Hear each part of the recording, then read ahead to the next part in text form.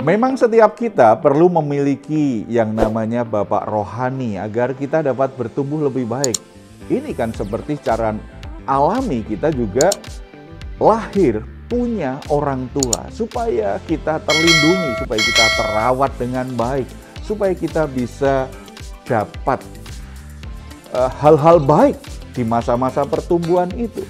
Tetapi kita juga mesti mengerti, kita perlu memiliki keyakinan bahwa hidup ini tidak boleh bergantung kepada orang lain.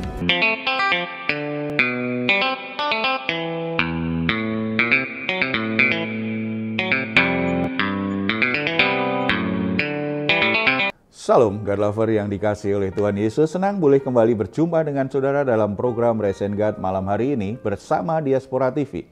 Setelah melewati berbagai kesibukan hari ini, mungkin ada situasi tertentu yang membuat jiwa saudara menjadi letih lesu dan berbeban berat. Apapun situasi yang sedang saudara alami, jangan pernah menyerah. Sebab Tuhan mengundang kita untuk mengalami kelegaan. Tuhan Yesus berkata, "Marilah kepadaku semua yang letih lesu dan berbeban berat, aku akan memberi kelegaan kepadamu." Puji Tuhan, mari kita responi undangan Tuhan ini dengan iman kita. Kita datang kepadanya di dalam doa. Bapa di surga, kami datang kepadamu membawa semua pergumulan-pergumulan kami, karena kami sangat percaya sebagaimana Tuhan sudah menolong kami, dan kami sangat bersyukur akan hal itu. Demikian juga Tuhan juga akan menolong kami. Tuhan tidak biarkan kami tetap dalam keadaan jiwa yang tertekan. Tuhan akan memberi kami kelegaan, bahkan jalan keluar, pertolongan yang terbaik akan kami terima darimu. Bapa, mari Engkau berbicara kepada kami, Engkau berfirman kepada kami saat ini secara pribadi dalam nama Tuhan Yesus. Amin. Memang setiap kita perlu memiliki yang namanya bapak rohani agar kita dapat bertumbuh lebih baik. Ini kan seperti secara alami kita juga lahir punya orang tua supaya kita terlindungi, supaya kita terawat dengan baik, supaya kita bisa dapat hal-hal baik di masa-masa pertumbuhan itu. Tetapi kita juga mesti mengerti, kita perlu memiliki keyakinan bahwa hidup ini tidak boleh bergantung kepada orang lain. Sebagaimana kita sebagai anak, kita makin lama kita dewasa, kita tidak bergantung lagi dengan orang tua kita. Kita akan berkonsultasi dengan mereka, ya, tetapi kita mulai mengurus hidup kita sendiri, kita bertanggung jawab dengan hidup kita. Cara rohani juga seperti itu. Ketika kita punya keyakinan seperti ini, iman kita akhirnya tidak ditentukan oleh orang lain. Tetapi iman kita adalah bagian dari hidup kita terhadap Tuhan. Kita punya hubungan dan keyakinan dengan pribadi Tuhan, itu secara pribadi. Saudara, kita tidak boleh mengikuti sebuah kisah. Ada seorang yang bernama Yoas yang ditulis di 2 Raja-Raja pasal 12 ayat 1 sampai 21. Di mana Yoas ini tidak memiliki keyakinan pribadi tentang kebenaran.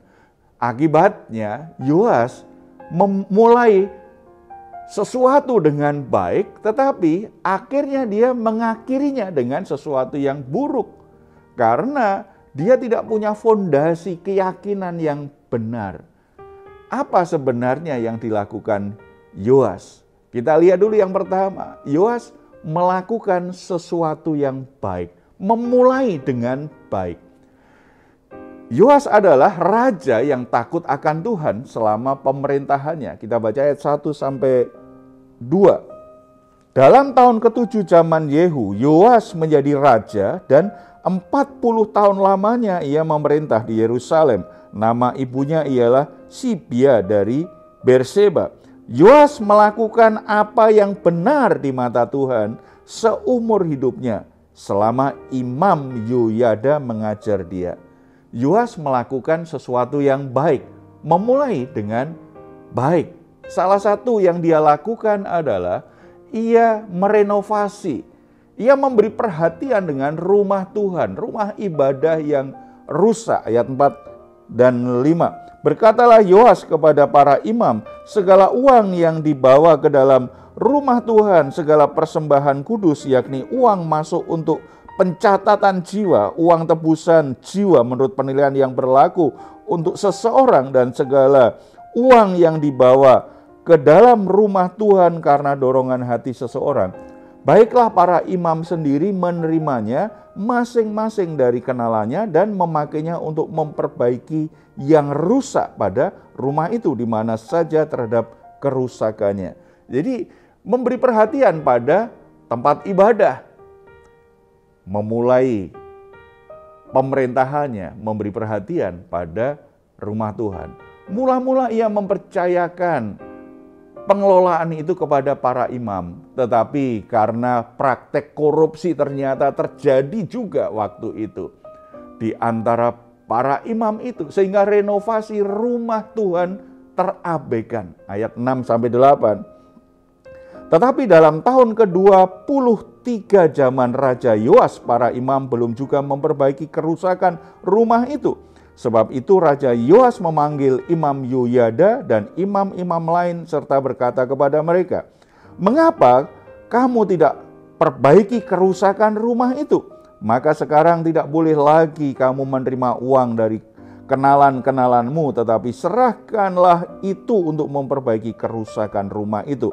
Lalu setujulah para imam itu untuk tidak menerima uang dari rakyat, tetapi mereka pun tidak usah lagi memperbaiki kerusakan rumah itu. Menunjukkan semuanya kan baik. Begitu jadi raja, perbaiki rumah ibadah. Itu jadi fokus.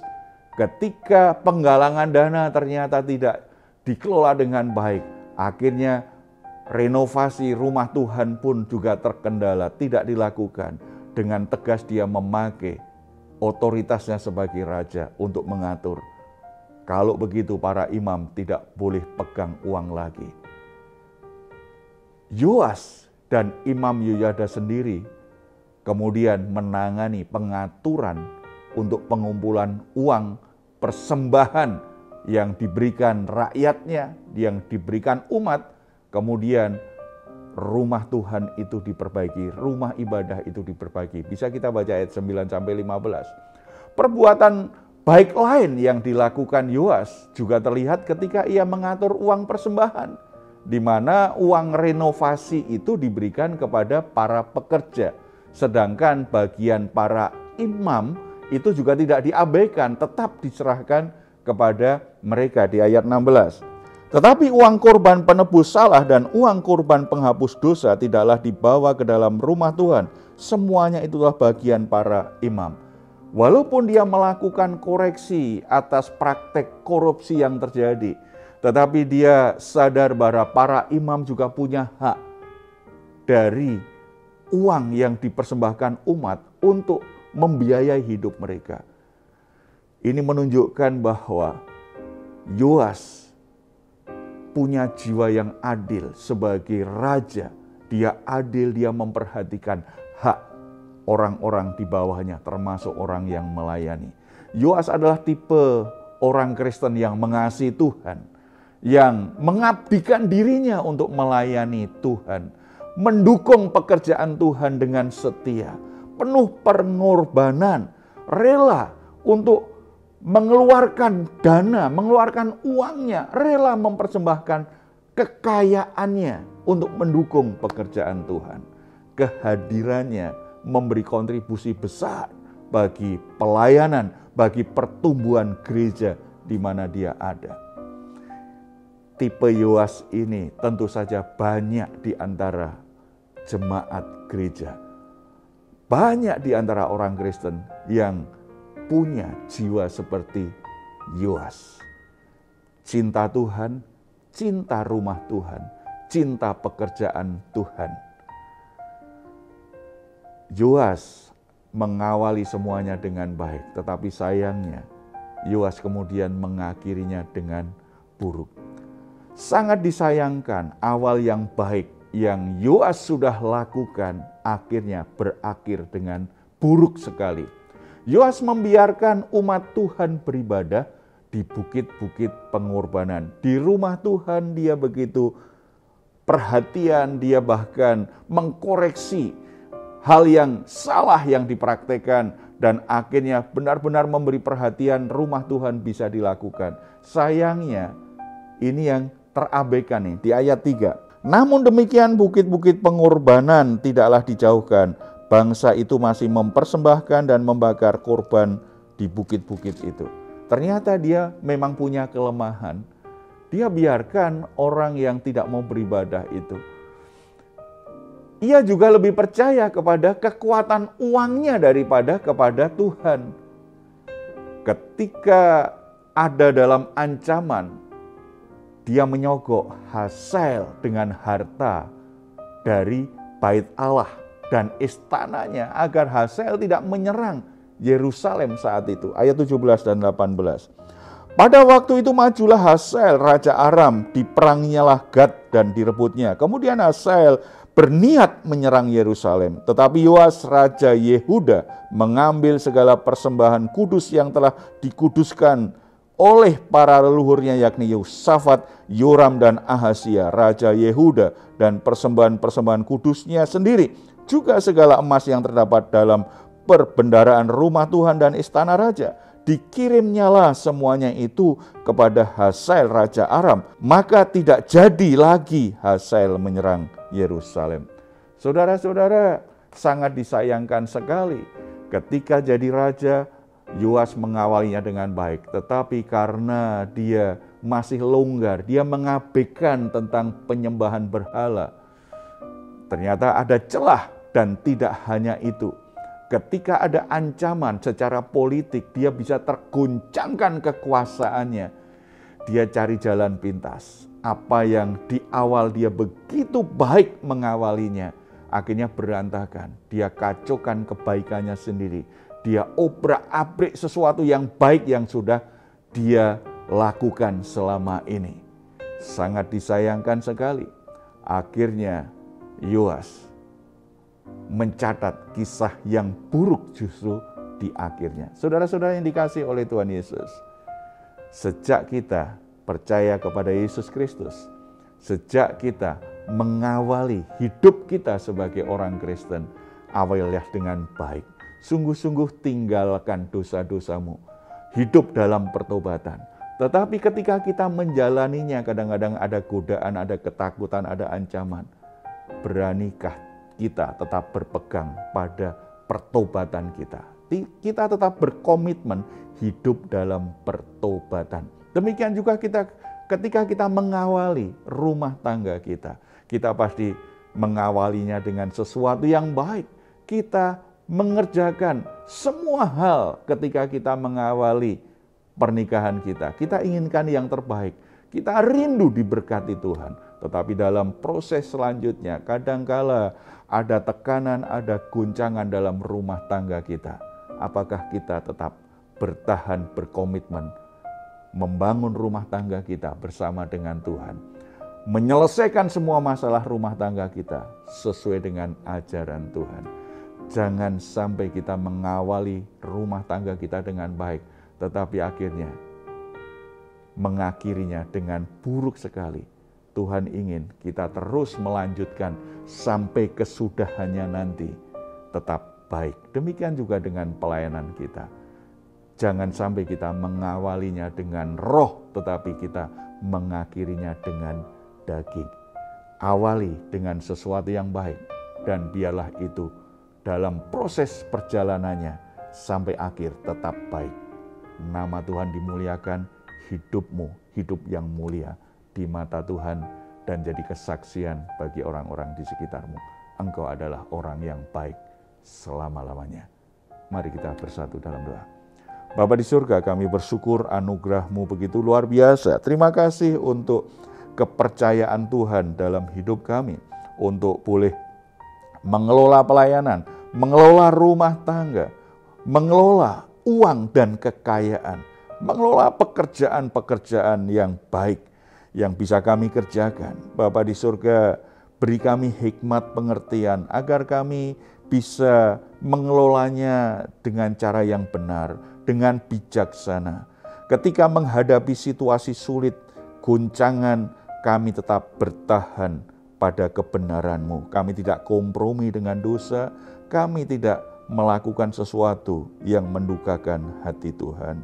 Teguhkan hati setiap pemimpin, teguhkan hati setiap kepala rumah tangga, teguhkan hati setiap gembala gereja. Tuhan, teguhkan setiap anak-anak-Mu yang memegang jabatan di pemerintahan maupun di perusahaan di mana mereka bekerja.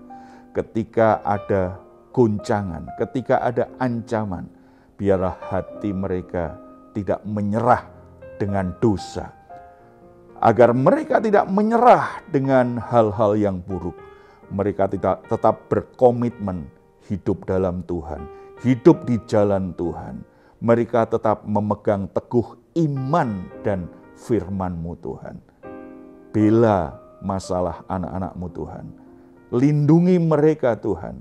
Dan nyatakan kepada dunia ini bahwa orang-orang yang berpegang teguh pada kebenaran Tuhan, orang-orang yang bergantung dan mengandalkan Tuhan, Tuhan akan bela, Tuhan akan lindungi, dan bahkan Tuhan akan ubah situasinya. Tuhan akan angkat anak-anak-Mu menjadi lebih mulia dari sebelumnya. Biarlah lewat semuanya itu nama Tuhan dipuji, dimuliakan senantiasa. Dalam nama Tuhan Yesus. Amin. Jika saat ini saudara atau keluarga sedang mengalami pergumulan, membutuhkan dukungan doa, di layar saudara ada nomor telepon yang bisa saudara hubungi. Tim doa kami akan mendukung saudara dalam doa. Silahkan jika saudara ingin memberikan komentar, tuliskan komentar saudara di ruang komentar yang ada di channel Diaspora TV. Puji Tuhan, mari kita berpisah satu sama lain, tapi sebelumnya mari kita memperkatakan Mazmur 4 ayat 8-9 bersama-sama. Engkau telah memberikan sukacita kepadaku lebih banyak daripada mereka ketika mereka kelimpahan gandum dan anggur. Dengan tentram aku mau membaringkan diri lalu segera tidur, sebab hanya Engkaulah ya Tuhan yang membiarkan aku diam dengan aman. Puji Tuhan, selamat beristirahat. Doa saya untuk saudara semua, malam hari ini saudara sungguh-sungguh boleh mengalami rest and God. Tuhan Yesus memberkati kita semuanya. Salam.